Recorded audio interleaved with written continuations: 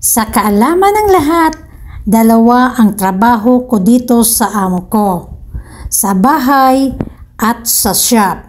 Sa umaga, pagbaba ko, diretsong linis na ako, second floor at pababa. Pagkatapos naman, kwarto naman ng madam ko ang isusunod kong lilinisin. Dati after ng work ko sa bahay, talagang pumupunta kami sa shop ng madam ko para doon talaga kami gumagawa ng mga dapat gawin namin para sa shop.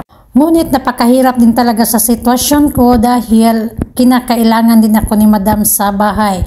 Kaya ang sabi ni madam, gagawa ako ng kuba sa bahay at frozen nang i-deliver doon sa shop. Mahirap man dahil dalawa ang trabaho ko, pero tinanggap ko ang offer ni madam dahil dagdag na rin sa sahod ko. Dahil iba yung sahod ko sa bahay at may sahod din ako sa aking trabaho para sa shop. O diba, dumidiskarte pa rin ng madam nyo kahit nasa abroad na, hindi lang sa Pilipinas uso ang diskarte. Pati din dito sa ibang bansa, may diskarte din. Dahil sayang din naman talaga kung hindi ko i-grab ang offer ng madam ko sa akin dahil malaking tulong din ito para sa akin. Diskarte lang din talaga para madagdagan din ang sahod natin.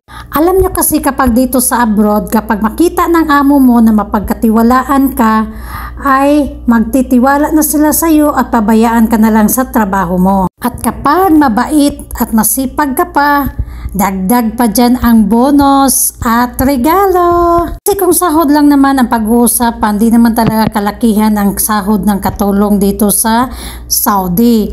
Nagkakaroon lang tayo ng dagdag income dahil may mga sideline tayo at dagdag pa dyan ang mga regalo sa atin na bigay-bigay ng mga anak ni madam.